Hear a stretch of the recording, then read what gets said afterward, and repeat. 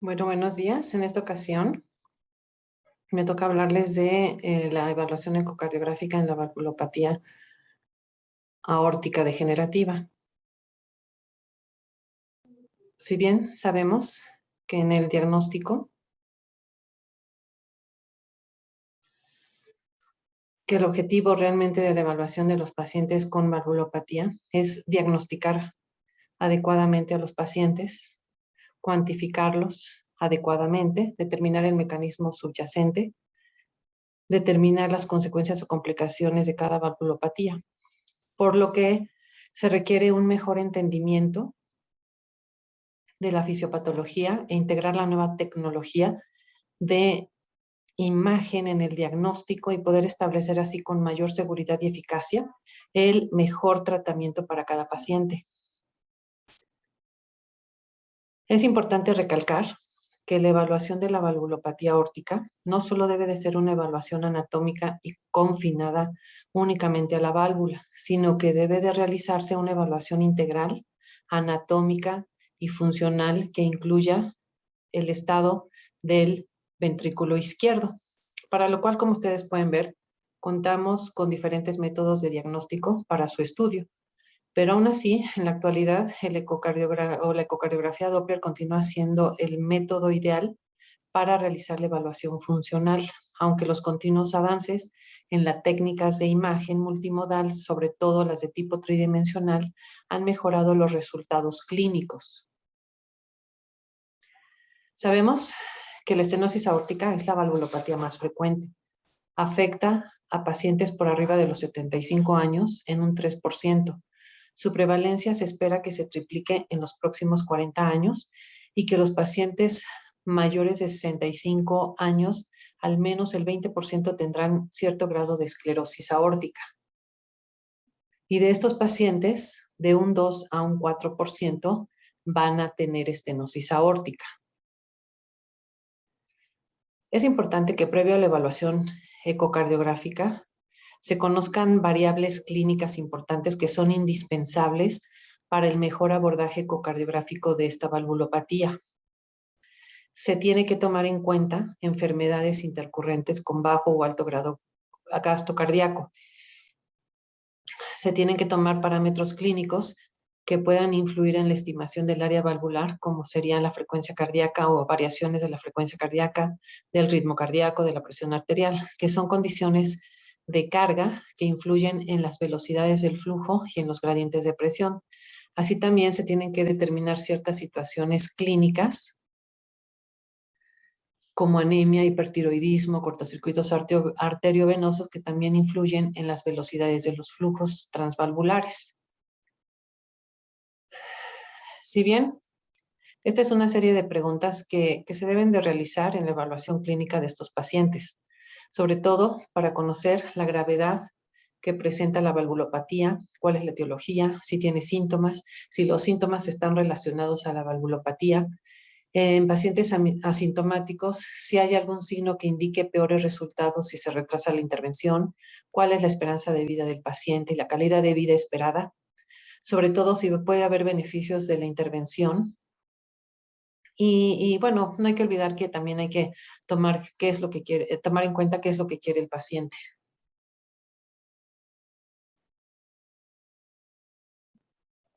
Sabemos que en la historia natural de la estenosis aórtica existe una progresión lenta debido a a diferentes tipos de presentación. Generalmente, en la evolución natural, en la evolución se presentan cambios de fibrosis, inflamación y calcificación en la válvula, que va a llevar a un paciente de ser asintomático a un paciente con síntomas graves.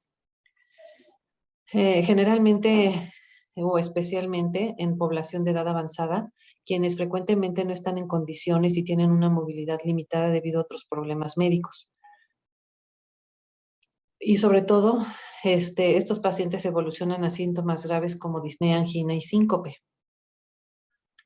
Sin lugar a dudas, la evaluación o la exploración ecocardiográfica va dirigida a buscar una explicación a los síntomas que presenta cada paciente o determinar la situación anatómica y funcional de un paciente asintomático. También tomar en cuenta que en la evolución o la progresión de la estenosis aórtica, la función ventricular se va deteriorando, por lo que también es importante identificar las etapas tempranas del inicio de la disfunción ventricular. Y sobre todo porque esta puede ser en un momento dado reversible. La ecocardiografía en la actualidad todavía es una herramienta de primera línea para el diagnóstico y en la evaluación de la enfermedad valvular, por lo que también es importante que cada laboratorio adopte estándares para mantener la exactitud y la consistencia del diagnóstico. Estos son una serie de documentos actuales que están enfocados en hacer énfasis en varios parámetros que se deben de obtener al momento de la evaluación. Sobre todo, estaban dirigidos a la optimización en la evaluación de la vía de salida del ventrículo izquierdo, que es el punto de más sesgo para la cuantificación del área valvular aórtico. Determinar si la valvulopatía es de bajo flujo o bajo gradiente con FEBI baja, o si es una estenosis aórtica de bajo flujo con bajo gradiente con FEBI normal. Y sobre todo porque también nos habla de la nueva clasificación de la estenosis aórtica por gradiente, por flujo y por fracción de expulsión. También nos habla de ciertos parámetros que se deben de obtener por medio de ecocardiografía Doppler. En esta tabla están aquí.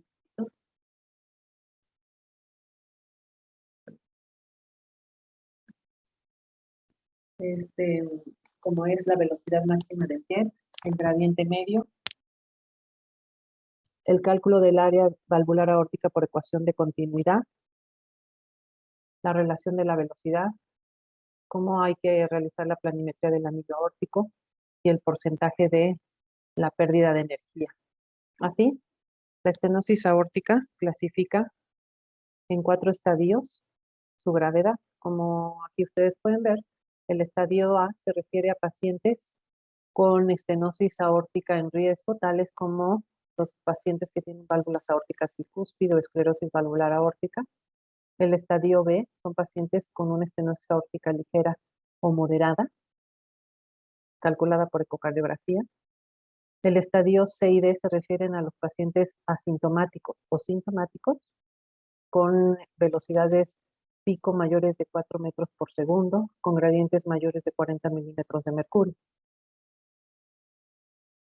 También nos habla de cómo debe realizarse la evaluación de la estenosis aórtica para evaluar la gravedad de la estenosis aórtica por medio de ecuación de continuidad o por medio de la obtención del gradiente medio. Si bien hoy en día la ecocardiografía bidimensional continúa siendo difícil para la estimación de la vía de salida, del diámetro de la vía de salida del ventrículo, sobre todo por los múltiples ecos que ocasionan la gran calcificación. Y es muy difícil definir el borde para poder medir adecuadamente este anillo. Por lo que se sugiere que si existen incongruencias en las mediciones de los gradientes, o mejor dicho, si existe estenosis aórtica grave de bajo flujo o con bajos gradientes, se deben de considerar hacer estimaciones híbridas mediante el empleo de estudios de imagen multimodal, como sería la tomografía multicorte o la ecocardiografía tridimensional transesofágica, para poder estimar adecuadamente el área valvular aórtica. También hace hincapié en cómo debe de medirse el flujo de salida de la vía el flujo de salida del ventrículo izquierdo y cómo medir esta integral de velocidad. En una proximal 5 cámaras debe de realizarse por medio de Doppler pulsado, colocando la muestra de volumen por abajo del plano valvular aórtico de 3 a 5 milímetros y sobre todo en la región proximal de la aceleración del jet, obteniendo una imagen como se muestra en este esquema. Entonces, esta es una imagen adecuada del registro del flujo de la vía de salida del ventrículo izquierdo, que es lo que se hace también mucho hincapié, así como también la integral de velocidad transvalvular aórtica, la cual se realiza de esta manera, el trazado de este flujo, para realizar adecuadamente los cálculos. De igual manera, bueno, como sabemos, realmente en la fisiopatología, la estenosis aórtica se debe por un depósito de lípidos, de colágena y de calcificación que lleva a engrosamiento e inmovilidad de las valvas, que va a ocasionar posteriormente la obstrucción de la vía de salida del ventrículo izquierdo. Y que si bien existen varias situaciones o varias condiciones clínicas morfológicas como la valvulopatía reumática, la calcificación de la válvula trivalva o una válvula cúspide, las cuales realmente están asociadas con anormalidades hemodinámicas que pueden predisponer a un remodelado fibrocálcico de la válvula. De esta manera, se recomienda que se realicen estudios de la evaluación por medio del score de calcio coronario para la evaluación de la severidad de la estenosis aórtica. Y se ha visto que también en otros estudios el ecocardiograma tridimensional puede ser un método alternativo, sobre todo para la evaluación del grado de calcificación de la válvula aórtica. De esta manera, por medio de ecocardiografía se puede hacer estas estimaciones de cuantificación del calcio valvular.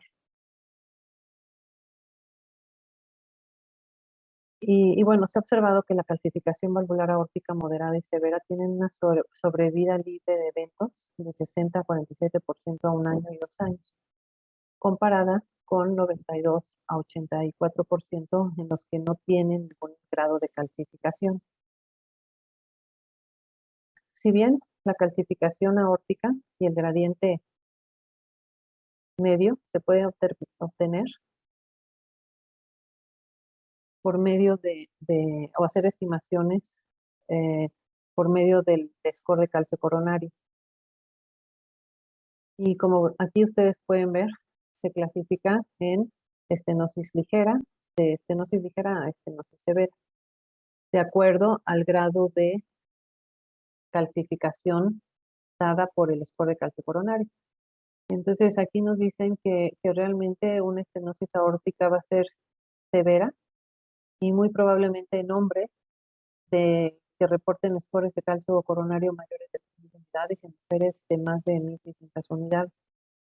Y pacientes que tengan la probabilidad de estenosis aórtica, pues van a ser pacientes que tengan scores de calcio coronarios en hombres que reporten más de 2.000 unidades, en mujeres de más de 1.200 unidades. Y aquellos que seguramente no van a tener estenosis aórtica grave van a ser aquellos que reporten score de calcio coronario de menos de 600 o mujeres de menos de 300 unidades de score de calcio coronario. Y esta es la manera en cómo se va representando este grado de severidad de la estenosis aórtica en relación a la presencia del grado de calcificación reportada por el score de calcio coronario. Aquí ustedes pueden ver estas imágenes que se obtienen por ecocardiografía bidimensional, por tomografía y las velocidades de flujo obtenidas por ecodoppler.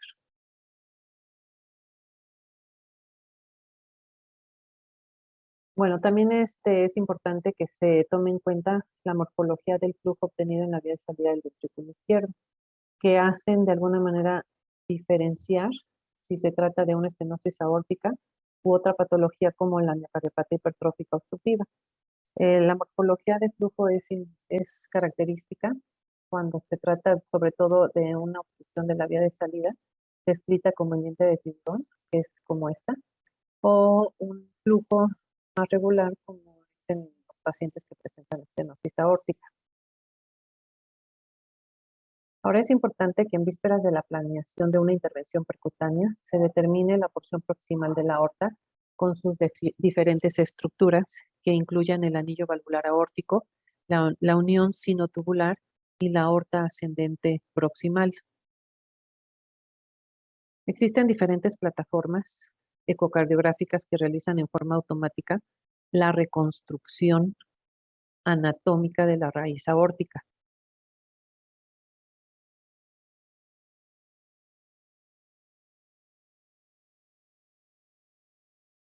Sobre todo cuando encontramos una estenosis aórtica y una reducción de la función sistólica, los índices de flujo calculados pueden sobreestimar la severidad de la estenosis aórtica. En una estenosis aórtica de bajo flujo o de bajo gradiente clásica, se caracteriza por una reducción de la función ventricular, de la función sistólica, y se estima que las áreas valvulares pueden estar por abajo del centímetro cuadrado. Y una estenosis verdadera se debe de observar una mejoría del flujo con incremento de los gradientes transvalvulares, al contrario de la pseudoestenosis, en las que se observa un aumento de la contractilidad y del flujo, lo cual da como resultado un incremento en el área valvular a mayor de 1 centímetro cuadrado. Es aquí cuando las discrepancias nos deben de llevar a realizar estudios de fusión de imágenes o imágenes híbridas para obtener estimaciones más exactas de la estenosis aórtica. Bueno, aquí es un diagrama de flujo en donde pueden ver cómo es catalogada la estenosis aórtica de bajo flujo, bajo gradiente.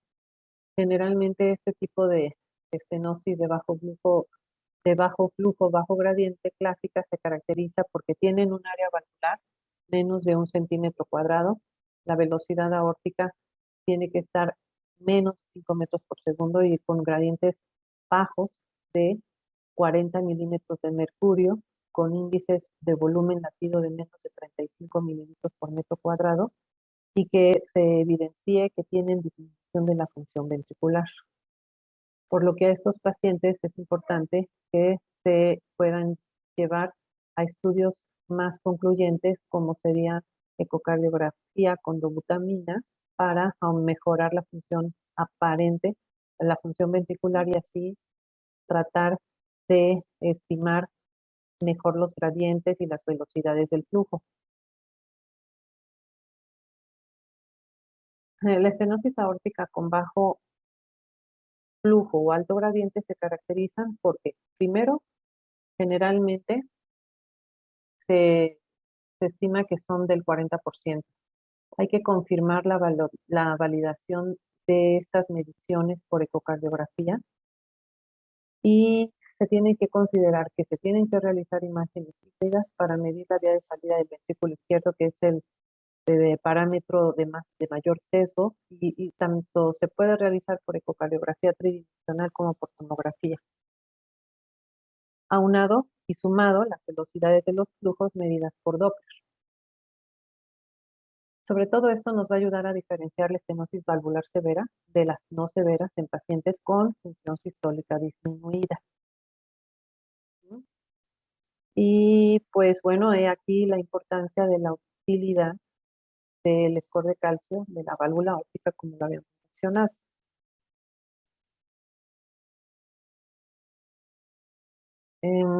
Bueno, sí es importante que se tomen en cuenta cuáles factores están asociados con la válvula aórtica de bajo flujo, bajo gradiente.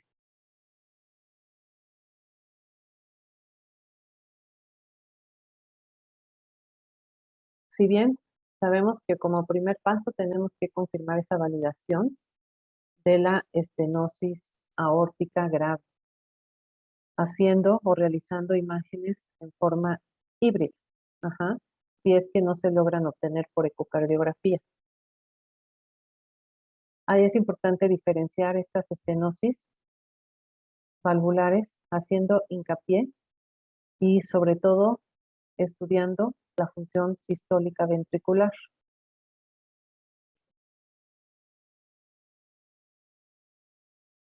El siguiente paso es diferenciar la estenosis aórtica severa de la no severa con el uso de la ecocardiografía con dobutamina en pacientes con función sistólica disminuida.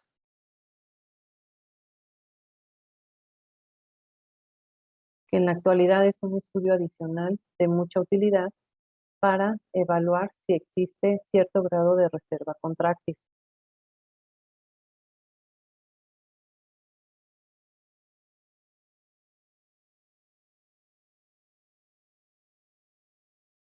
La estenosis aórtica de bajo gradiente está caracterizada por áreas valvulares pequeñas, consistentes, con estenosis aórtica grave, con gradientes medios considerados como no graves.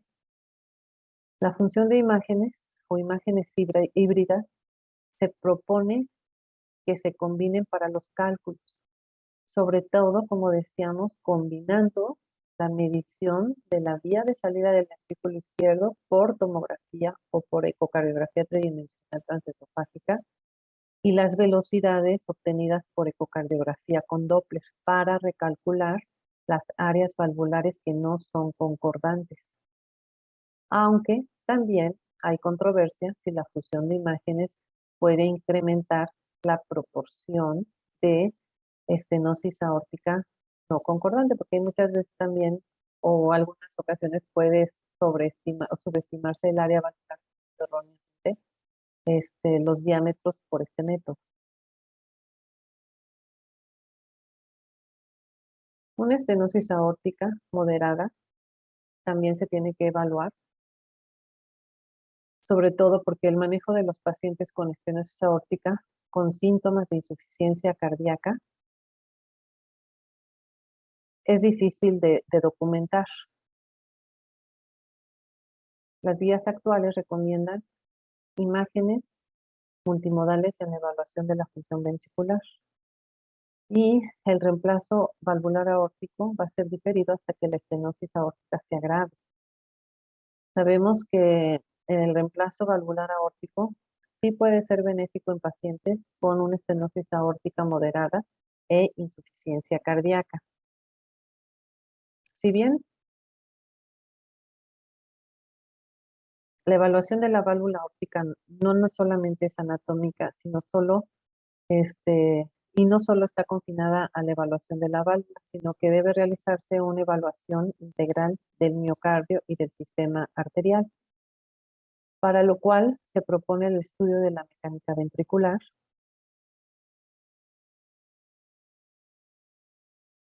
y recordar que esta patología puede progresar a un daño miocárdico irreversible,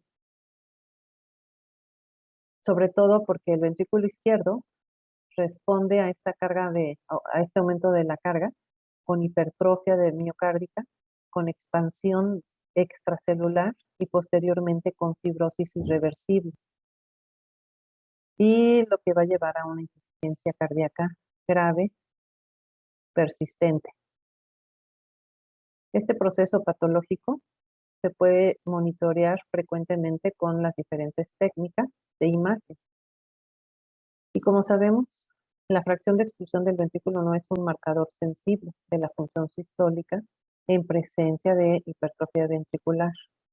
Quiere decir que muchas veces la función sistólica obtenida por unos métodos como ecocardiografía bidimensional simple nos puede reportar funciones ventriculares normales si no se hace el análisis de la mecánica ventricular por medio de técnicas especiales como es el strain rate o el porcentaje de deformación, que muchas veces es cuando sale anormal subclínico para realmente decirnos que hay una afección importante del ventrículo izquierdo y que los pacientes asintomáticos realmente pueden mostrar estas alteraciones de disfunción miocárdica con fracción de expulsión preservada, por lo que es indispensable la evaluación mecánica normal del miocardio mediante este método para explicar que existe un proceso fisiopatológico subyacente a la sobrecarga crónica de presión de la estenosis aórtica.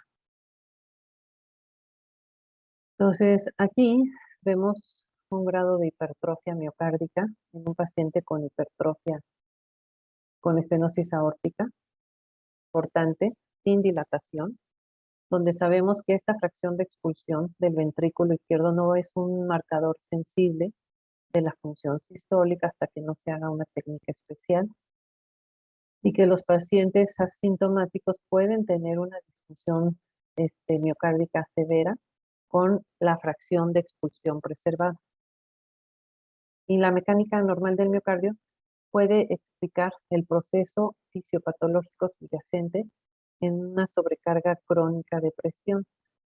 Y aquí podemos ver realmente cómo también pueden progresar a cierto grado de disfunción ventricular cuando ya se tornan irreversibles.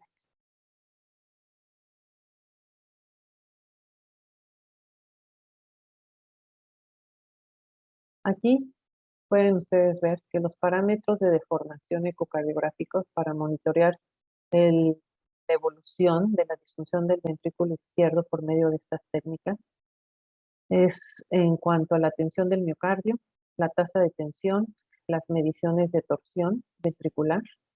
Todas las cuantificaciones por estos métodos de estas alteraciones nos proporcionan información en qué momento puede realizarse el reemplazo valvular y sobre todo si puede haber mejoría en las propiedades sistólicas y diastólicas del ventrículo a través de la regresión de la hipertrofia y fibrosis del ventrículo después de la implantación de la válvula.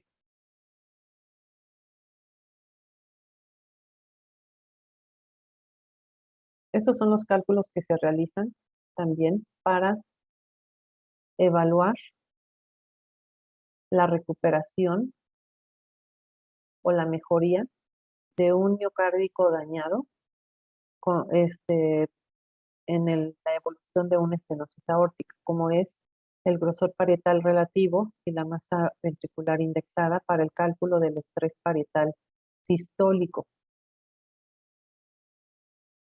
La ecocardiografía mediante el estudio de la mecánica ventricular, como decíamos, es capaz de detectar un daño subclínico, o sea, de esos pacientes asintomáticos que están realmente con disfunción sistólica, con fracción de expulsión preservada, y sobre todo nos ayuda a seleccionar qué pacientes realmente se van a poder beneficiar de una cirugía temprana.